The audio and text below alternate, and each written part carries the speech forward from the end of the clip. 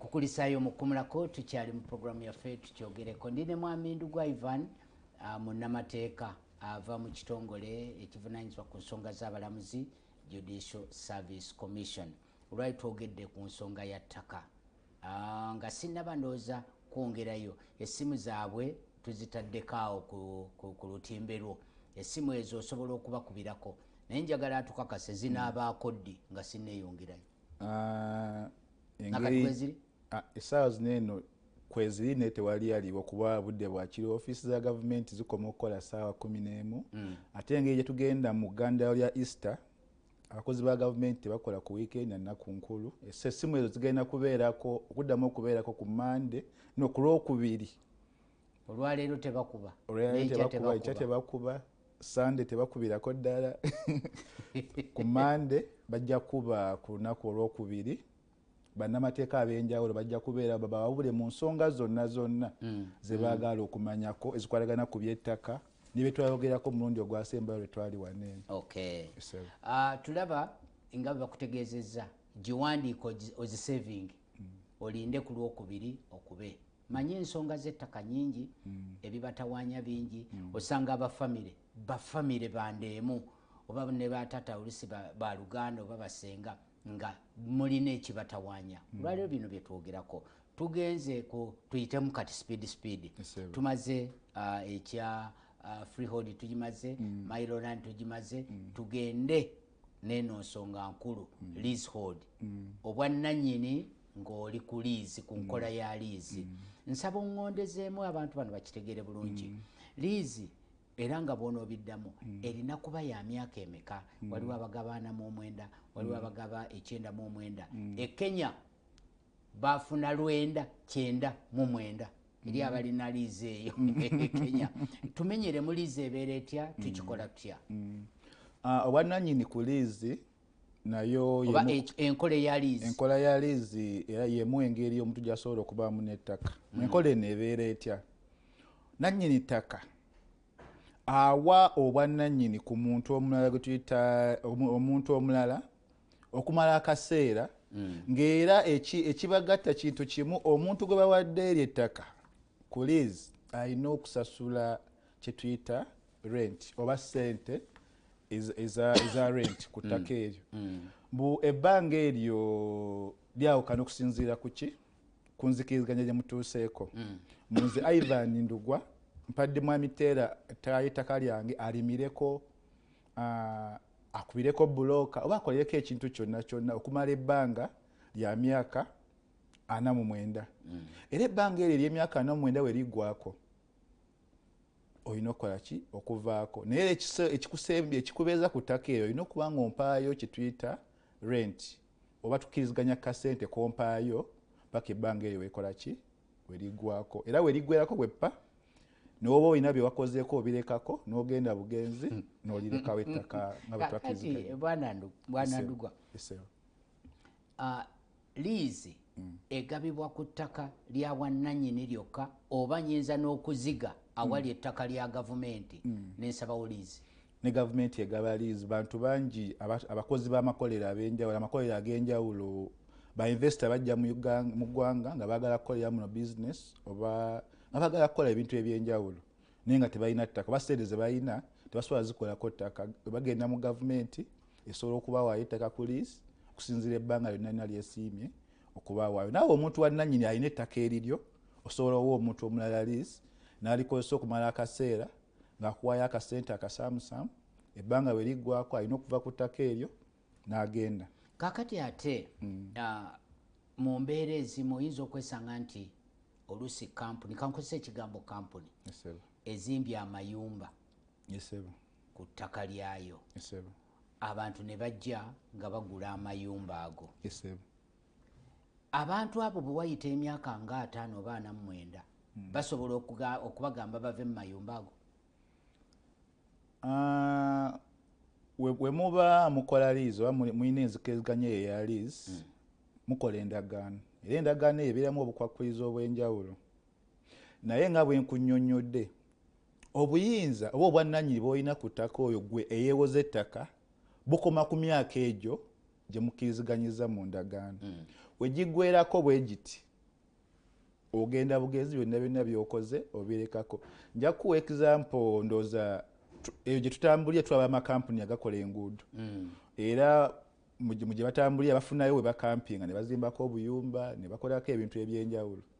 Contract yaabwe gye mwakola n'oyo nannyini ttaka weggwako bagenda nga we bajja bikonteina babireka buli kimu n'amayinja aga Africa bye bazimbako bye bakola babireka ne bagenda eyo si uwo obwannannyini bw'olina bukoma ku myaka gye mwasayininga gye mwakkaanyako. Mwana ndugwa nkutwala sipiidi naye ng'ate kino kikulu ekyo oyogera ku ttaka erya Kaaya ng'akoze endagaano n'Endugwa.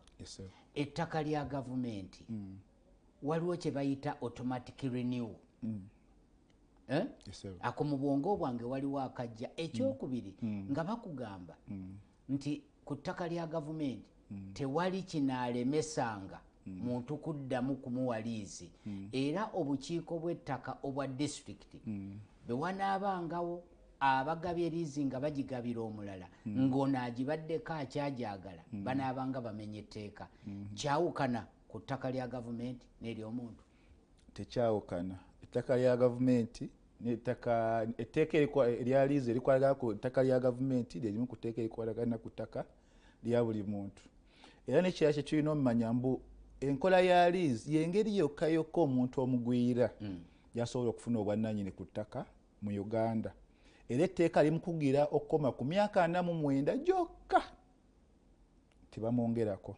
Ate 99 erigijja giti egyo 99 giba gy'Abannayuganda naye omuntu atali Munnayuganda akoma ku myaka 49 ng'atuviira nga yeeyongerayo aba akoze ekimala alekere n'abalala Abannayuganda nabo bafunye baganyirwemu mu ttaka eryo. Bwe bubeera bwa bugagga ababyo abufunye kuba ebbanga eyo yonna yonna lyaba akoleddeko aba amaze okufuna kyayagala asobola okweyongerayo. Kankose ekyokulabirako kyewaffe eyo waliwo omuntu omu nagugulana naye kasala bakalizi kaffe nga kaali kabulako ng'etaano kagweyo n'aleeta abantu baali batandise okulambulalambulayo amakulu gaakyo ng'alinga ayagala tuveeko naye ng'ettaka lya gavumenti public land anatabuka ne baasiizinga.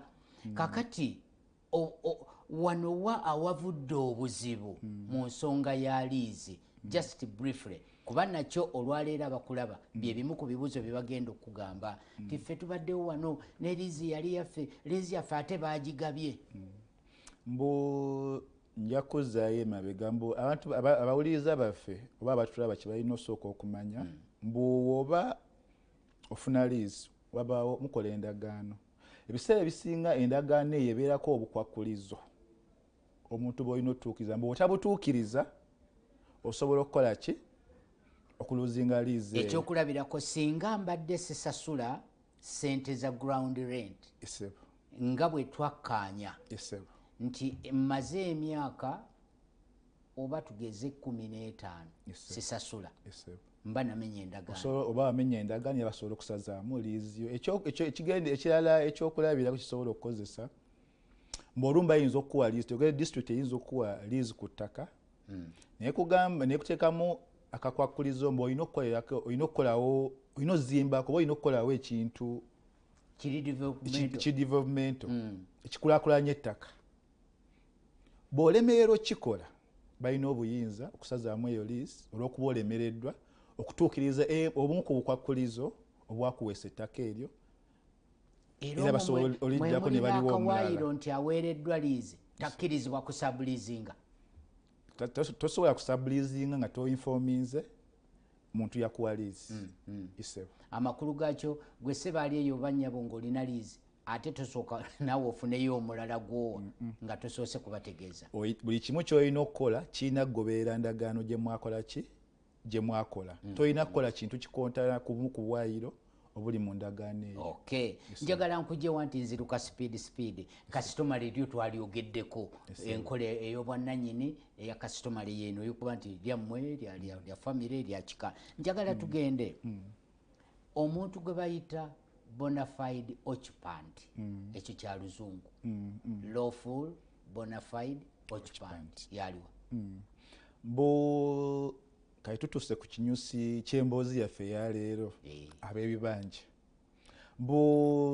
tubadde tufuna obugugulano obw'enjawulo okuva mu bantu ab'enjawulo ab'ebibanja ne bannannyini ttaka naye ab'ebibanja baneno balimu ba mirundi ebiri nga bw'okyogedde tulimu be tuyita ba bona fide occupants ne kubamu ne ba lawful occupants era ngenda kubimenyamu nja kutandika ne ba lawful occupant bebaliwa abaliwo mu tteeka abantu be tuyita ba lawful occupant era abaliwo mu mateeka ku ttaka ab'ebibanja abaliwo mu mateeka dozaawo tukozesa ekigambo ab'ebibanja awa atulaba ajja kukitegeera bulungi beba abantu ekisooka beba abantu abateekebwa ku ttaka eryo mu mwaka egyedda egya 1928 ku mateeka ga busuulu n'envujjolo ng'oli yafuna waali kati eitha jjajja we yafunawo taata we naye kati nga waali nga yaaliwo ng'abaafunawo mu 1928 wansi w'etteeka erya busuulu n'envujjo mu 1928 kati waaliye lawful occupant. Owokubiri y'omuntu yafuna ettaka eryo wakati w'etteeka erya toll landlord and tenant agreement erya 1937.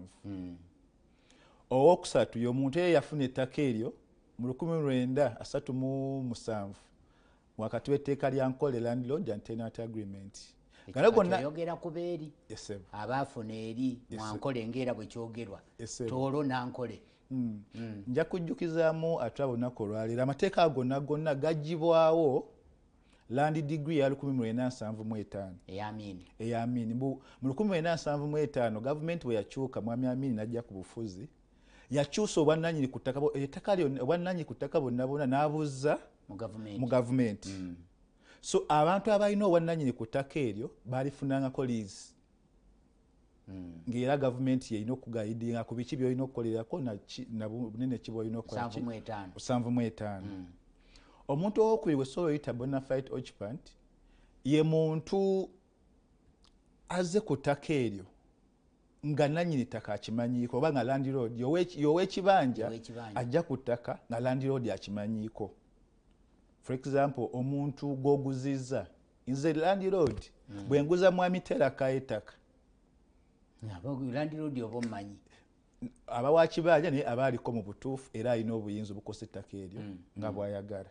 Nina akantu kenjagala wano manye etteeka lino constitution ya 1995 waliwo n'akettaka era akajjaawo mu 98 awe watyo nti omuntu singa mbadde ku ttaka lyo mwami Ndugwa nenkolerako nenimirako tolina kyonyeze nenzimbako nensibako faamu nempezaako emyaka 12 nga we bakolera etteeka eryo era tonyeze mbeera ekyo ekibanja kyange oba nenayiikanya gwe tosobola mbu kuvaayo n'ogamba nti kayawo wange.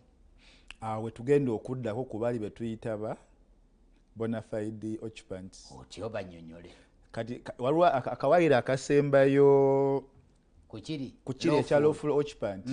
Waliwo abantu abaali ab'ebibanja anda busuulu ne envujjolozi naye jjukira etteeka lya 1975 we lyajja gavumenti yasaba abantu bonna banjuleyo abantu abebaddeko n'ebibanja ku ttaka lyabwe abasenze baabwe. So abantu abo we bataayanjulayo mu kaseera ako nabo basobola okutwalibwa nga abalawful occupant oba ab'ebibanja abaliwo mu mateeka ku ttaka eryo.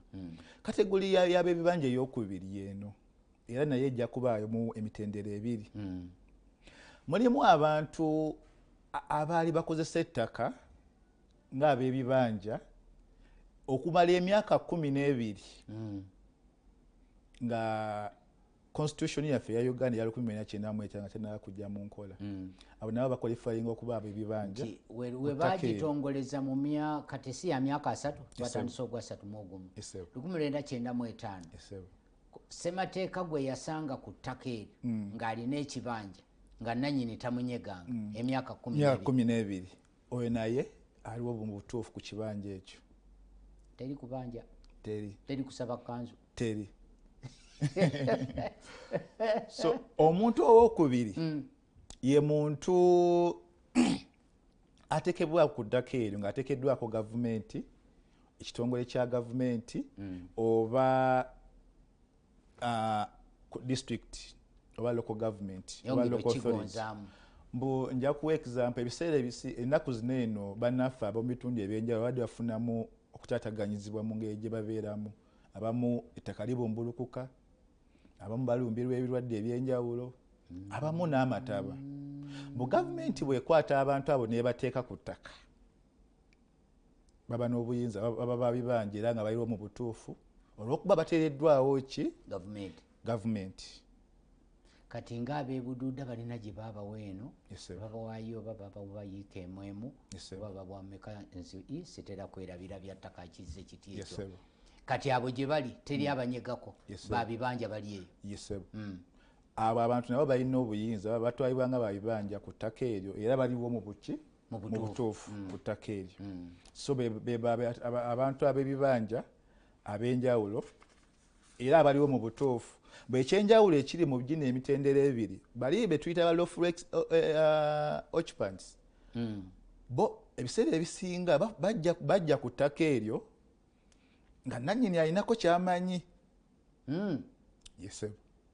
singa olwaleero ngula ettaka oba nzikirizibwa oggula ne ŋŋamba nti mwami Ndugwa abaddewo awo 95 etteeka lyamusangawo nzikirizibwa okugula ku kibanja kye nanguzaako naye okuguza okwo omuntu ow'ekibanja alina eddembe okutunda ku kibanja ky'alina naye tosobola kutunda tobagiddeeko tobuuliddeyo ku nannyini ettaka era woba gwe ekibanja gwatunda olina osooka n'obuulirako ku landiroodi omukisa ogusooka okugula osobola okuguwa landiroodi waliwo mperereza naye olina ssente kkiriza nsooke nkuwe ku ssimu notinya emunya 33787 bw'okuba yogera amanya go negyosinzidde obeere mubufunze nnyo obuze ekibuuzo kyo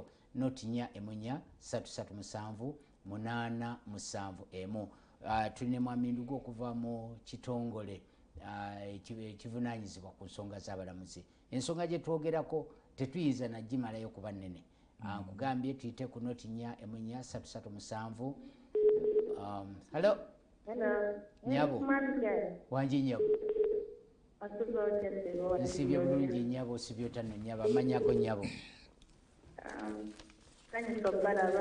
kali Nyabo naffe twesimye ali ono Nyabo oyogera ne Kalungi Martha okuva e Nakaseke Ngoma Nyabo ndeke mbadde mbuuza mwami Ndugwa kati ndi mu myaka nina jjajja wange yagula ettaka n'atulegera biri ku liizi era tulinaako emyaka 22 kati wenjogerera kati ffe tuba tuli baawo tuba tuli ku bibanja tuba tuli kulya obwannannyini tuba tuli ku kinaye nga tetulaga nti tuli ku liizi tuli ku eryo lya gavumenti tugwawo era tulina n'ekyapa naffe tulina kaapa oba kyapa webale nnyo omukyala Martha katufune omulala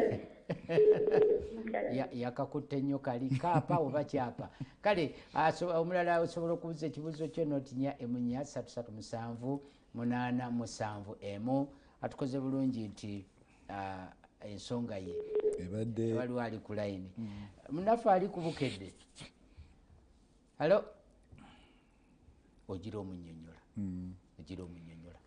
tweyanziza nnyo Martha ekibuuzo kyotubuuzizza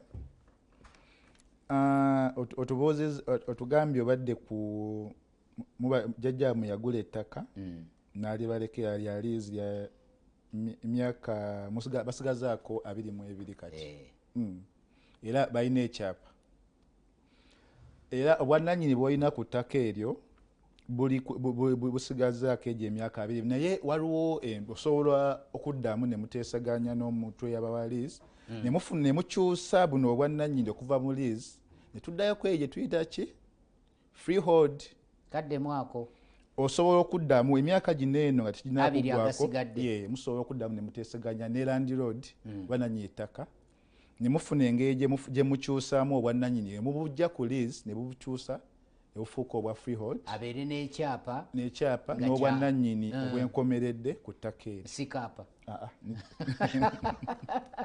abantu tebankwata bubi nakayisa ekyapa ekyettaka erya kasitoma nakayisa akaapa olwokuba n'abantu gye tugenda naddala amabanka bw'ogenda sente ziwewuka ate ng'ez'ekyapa zizitoowa obuzito bwebakawa si bwe bumu n'obwokino ekyapa ekya freehold oba ekya mayiro ekya freehold osobola okusaba obukadde 10 so nga ate kino osabayo nga 215 abamu bayinza n'obutakikkiriza okay tumaliriza sebo nsaba nga tumaliriza abantu baffe babuulire enamba zinaabaakodi naye n'okuzisoma basomere enamba wadde baziraba okwo naye zibasomere bakube ddi era bababuuza ddi ebibuuzo yesebo njasooka kutwala omukisa okweyanza bannaffe abasobodde otukubirako n'abatulaba ku Bukedde TV wanneeno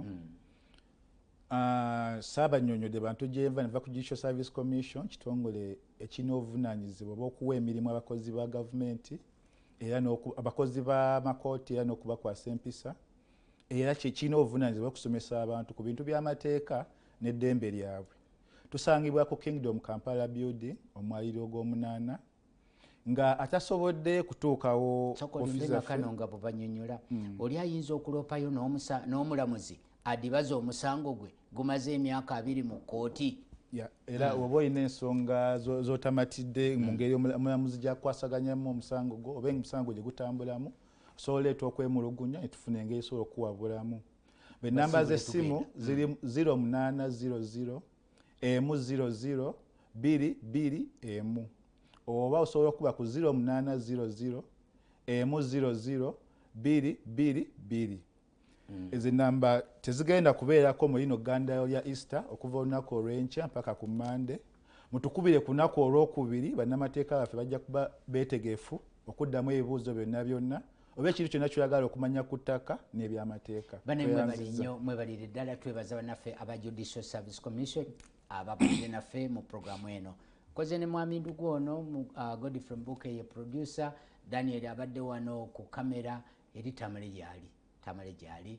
Tubagaliza ekiro ekirungi ku ssaawa 4 mulinde agataliiko nfuufu ne Easter ennungi nze njibagaliza. Budde nga